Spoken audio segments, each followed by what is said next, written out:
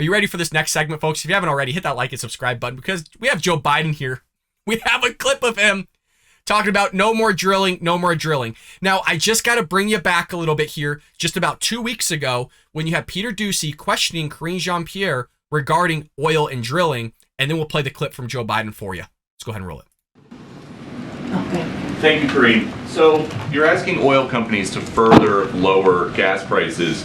What makes you think that they are going to listen to an administration that is ultimately trying to put them out of business? How is the administration trying to put them out of business? Well, they produce fossil fuels, and this president says he wants to end fossil fuel. So look, you kind of asked me this question yesterday, and here's where we would say U.S. oil production is up and on track to reach a record high next year. We've seen that from from when we see their profit margins. It's record high. And so, in fact, the United States has produced more oil in President Biden's first year than under Trump's administration's first year. But at the same time, oil companies are raking in record profits, while more than 9,000 approved drilling permits remain untapped by the oil industry. There is no shortage of opportunity or incentive for oil companies to ramp up production. This is something that they can actually do. It is available to them. They can do this. And also, they are getting the profits. And so because they're getting, I just showed 60 cents on the chart, more profit, right, that we're seeing, higher costs that we're seeing than what retailers are paying at the pump. They can bring that down. They've done it before. You saw that at the chart in the beginning. They were able to bring prices down. And one more that folds in the president's. It's just amazing. So that's her messaging, right? I mean, everybody could tell she BS'd her way through that one. She struggled real hard. But let's see what the president just said 2 days before the midterm elections here, where Joe Biden clearly states he is for no more oil drilling, folks. It's unbelievable that Karine Jean-Pierre, well, how, Peter? Why would you say something like that? Oh, my God. No more drilling. There is no more drilling. I haven't formed any new drilling. No,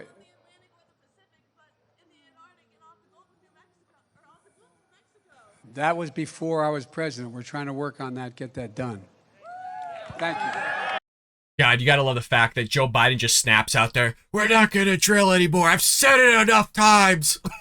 Like, the whole segment here is about the Democratic Party's messaging here going into the midterms and what it's basically been for 2 years, which is why nobody wants to support a Democrat. But President Joe Biden snapped at a young woman, as you just saw on tape, who attended a political rally that he hosted on Sunday at Sarah Lawrence College in New York for gubernatorial candidate Kathy Hochul. Biden said, quote, no more drilling. There's no more drilling. I haven't formed any new drilling.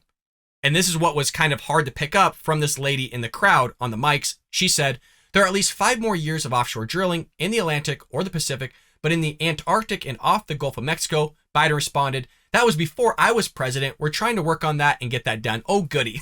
So not only is he making matters worse, but he's making an effort to make matters worse. But we were told by the administration, Karine Jean-Pierre, which is the mouthpiece for Joe Biden, that he's doing everything he can to absolutely solve this issue of energy, folks. I'm telling you, I know I'm repeating myself, but the messaging is terrible because Biden's remarks here just come after he said late last week that he was going to be shutting down coal plants across the country amid of an energy crisis. Folks, you can't make this up. This is so much content. It's unbelievable. And then remember, you just had a Democratic strategist in the first segment say, well, it's not about the facts. Nope, not about the facts. They're so out of touch. I was in Massachusetts about a month ago on the site of the largest oil coal plant in America. Guess what? It cost them too much money, Biden said at an event in Carlsbad, California. Quote, no one is building new coal plants because they can't rely on it, even if they have all the coal guaranteed for the rest of the existence of the planet. So it's going to become a wind generation. Oh, well, isn't that just lovely? And then Karine Jean-Pierre can't fathom why she's being asked the question of, hey, what are you going to do when you run them out of business? She's like, well, why would we run them out of business? Because that is what you guys want to do. You're literally saying you don't want any more fossil fuels. That's what you said on the campaign trail, which we covered here on the Bald Brad Show. The messaging sucks. It's going to continue to suck because you also have a Democratic representative, James Clyburn, saying if you don't vote against election deniers, you're a Nazi. Folks, this is all coming out right before the midterms. It's just unbelievable here. We have a clip of it. Let's go ahead and roll it. If people want to deny it, that's fine. But Okay, the but- facts are very clear. I've studied history all of my life. Okay. I taught history. And I'm telling you, what I see here are parallels to what the history was Okay. In this world back in the 1930s. So, Congressman, in then- Germany, in Italy. Okay. Are voters, though, out there listening to this message to infer from what you're saying that if they don't vote for Democrats in this election, that they are somehow supporting something akin to the rise of Hitler? No, if they don't vote against election deniers, if they don't No, let me be more clear. vote against liars, people who lie, know full well they're lying, we all know they're lying. This was the cleanest election in the history of the country. Congressman. And people want to deny. This was the cleanest election in the history of the country. Come on. Does anybody believe that? I mean, we've talked about it at length here on the Bald Brad Show. We got a lot of new viewers, a lot of new subscribers. Welcome, and make sure you hit that like and subscribe button. But we literally talked about how there's registered voters that somehow vote, but there was no property of which they registered, or at least on the register rolls there. I mean, you can go out and look, and there's like no property around. There's literally actually no housing track. It's just in the middle of the desert. Some properties somehow are on a freeway. So don't give me this as the cleanest election in history and push all this stuff. But it's not going to stop them from just being just completely asinine. But he's a history teacher, you guys. He knows history, and he knows there's parallels and connections and associations to all this stuff taking place. But does not have a mirror in his house that looks at his own party for pushing socialist idea and just crazy asinine ideas as well. It doesn't stop there, though, because speaking of election deniers and that, you know, you're a Nazi if you just sit there and question the election or integrity of election. You literally have in Indiana, election officials removed a Democrat poll worker last week for allegedly pre-selecting Democratic candidates and pressuring citizens to vote for specific candidates. Cleanest elections in history, folks. Nothing to see here. You have 2,000 mules coming out tracking people.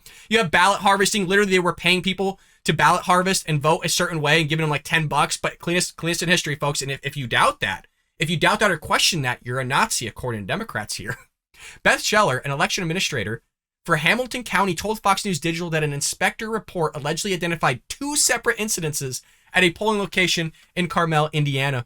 The incidents may constitute electioneering and election interference by a poll worker named James Zhang. Zhang has been accused of telling black voters not to vote for the racist candidates outside. So now you're a racist. I mean, the name calling is unbelievable. You saw it from The View. You hear it from Joe Biden. You're an ultra MAGA, right? You're an extremist. You're a threat to democracy. You're racist, xenophobe. I mean, the litany of name calling, and it just continues here. So now you have the poll workers doing the job of the Democrat Party there, freaking just pushing people and basically twisting their arm to vote for the Democrat Party because they're saying that Republicans are racist.